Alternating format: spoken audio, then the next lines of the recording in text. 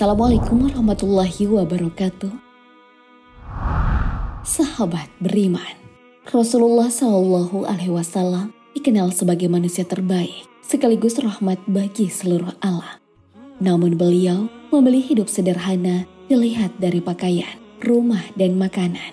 Bahkan beliau tidak mewariskan harta pada keturunannya. Salah satu warisan yang masih bisa kita kenang dari Nabi Shallallahu Alaihi Wasallam adalah rumahnya yang telah beralih fungsi. Seperti apakah gambaran rumah Rasulullah Shallallahu Alaihi Wasallam? Sekarang, rumah Nabi Shallallahu Alaihi Wasallam difungsikan menjadi apa?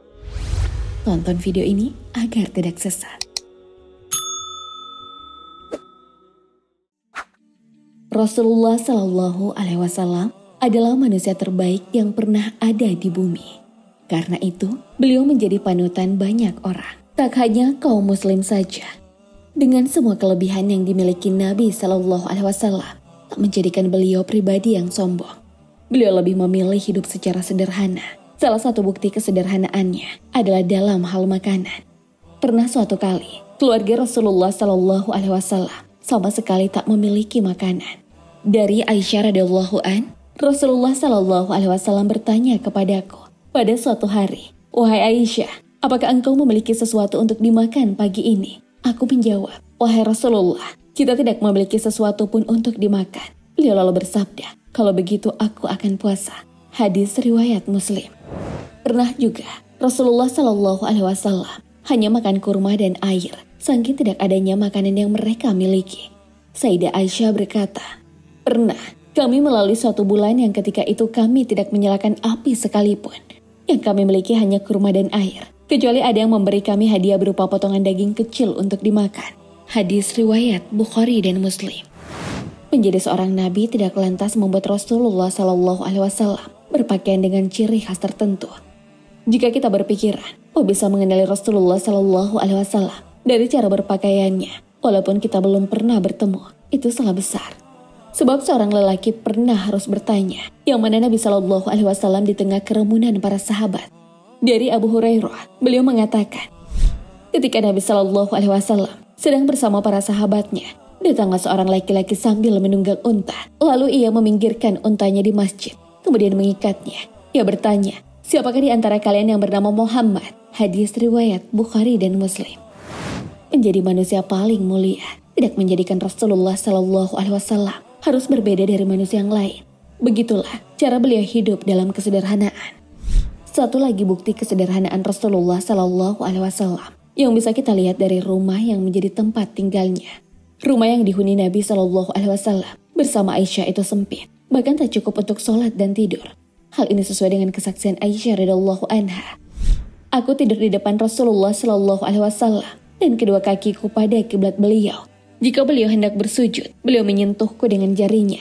Lalu aku menarik kedua kakiku. Jika beliau telah berdiri, aku meluruskan kedua kakiku." Hadis riwayat Bukhari dan Muslim. Rumah Rasulullah Shallallahu Alaihi Wasallam yang sederhana itu ternyata masih bisa kita temukan hingga saat ini. Rumah tersebut menyimpan banyak sejarah Rasulullah Shallallahu Alaihi Wasallam sejak kecil hingga perjuangannya menyebarkan agama Islam. Nabi Shallallahu Alaihi Wasallam lahir dan besar di kawasan Masjidil Haram, Mekah. Tentu umat Islam sudah familiar kalau menyebut Mekah karena merupakan salah satu tempat wajib untuk beribadah.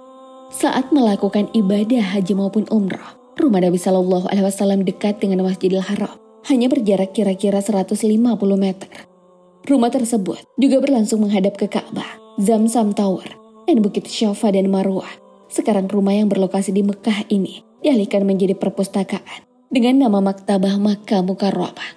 Sebelumnya, rumah Rasulullah Shallallahu Alaihi Wasallam ini dijadikan sebagai tempat melakukan rangkaian kegiatan peringatan kelahiran Nabi Shallallahu Alaihi Wasallam oleh para pejabat setempat. Bagi yang mengunjunginya, dilarang untuk melaksanakan sholat ataupun berdoa di bekas rumah Nabi Shallallahu Alaihi Wasallam, sebab ditakutkan orang-orang akan menjadikannya sebagai tempat ibadah atau sebagai kiblat. Area itu juga dijaga oleh petugas. Di sekitar rumah itu pun juga pernah dibangun masjid untuk penduduk Mekah.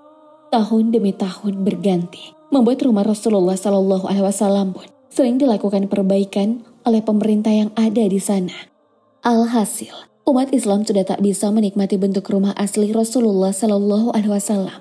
Kemudian rumah Rasulullah Shallallahu Alaihi Wasallam itu pun diinisiasi untuk menjadi perpustakaan oleh Abbas Al-Qatan pada 1370 Hijriah atau sekitar tahun 1950-an.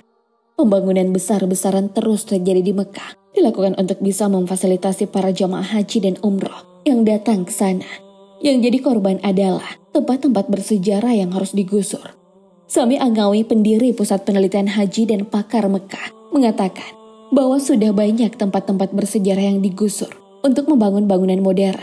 Salah satunya adalah rumah Sayyidina Abu Bakar yang kini sudah menjadi Hotel Hilton berdiri. Pada 2013, Anggawi mengatakan bahwa rumah tempat lahir Nabi Shallallahu Alaihi Wasallam menjadi target penggusuran untuk dibangun Hotel Bintang 7.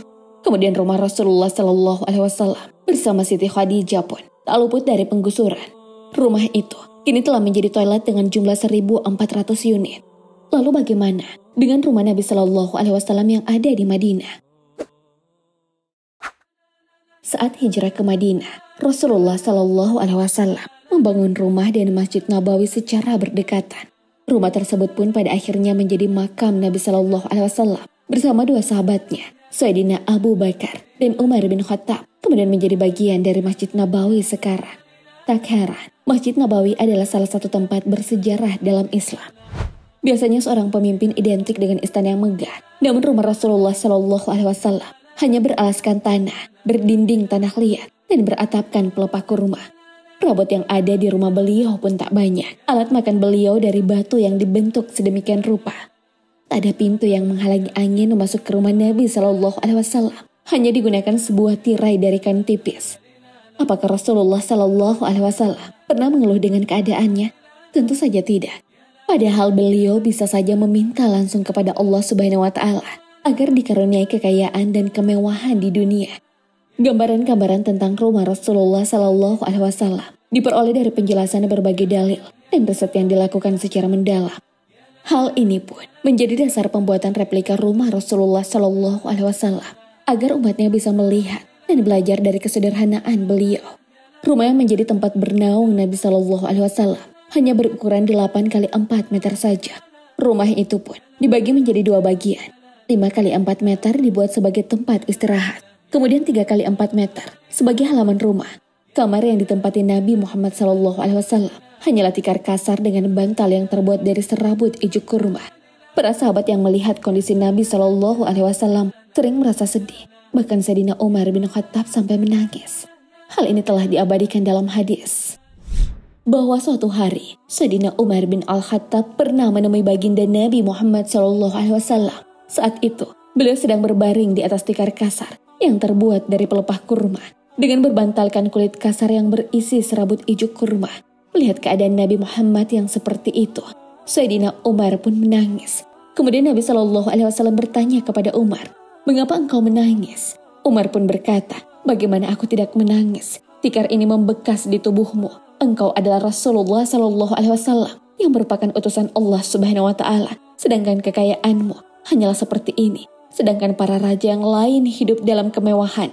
Nabi Muhammad Shallallahu Alaihi Wasallam menjawab, "Apakah engkau tidak rela jika kemewahan itu untuk mereka di dunia dan untuk kita di akhirat nanti?" Hadis riwayat Bukhari dan Muslim. Begitulah Rasulullah Shallallahu Alaihi Wasallam. Beliau sama sekali tidak mementingkan duniawi. Dengan kondisi yang begitu sederhana, Rasulullah Shallallahu Alaihi Wasallam pun tak mewariskan harta benda. Yang diwariskan adalah ilmu. Hal ini disabdakan oleh Rasulullah Shallallahu Alaihi Wasallam sendiri. Sesungguhnya, para nabi tidak mewariskan dinar dan dirham, namun mereka mewariskan ilmu. Barang siapa menuntut ilmu, ia telah mengambil warisan pada nabi dengan jumlah banyak. Hadis riwayat Abu Daud, Tirmizi, dan Ibnu Majah. Sahabat beriman, Rasulullah Shallallahu Alaihi Wasallam adalah bukti dari sosok pemimpin yang sederhana. Padahal, beliau adalah sosok paling mulia di muka bumi. Apakah kalian sudah meniru gaya hidup sederhana ala Nabi Shallallahu Alaihi Wasallam? Allahu a'lam bishawab. Assalamualaikum warahmatullahi wabarakatuh.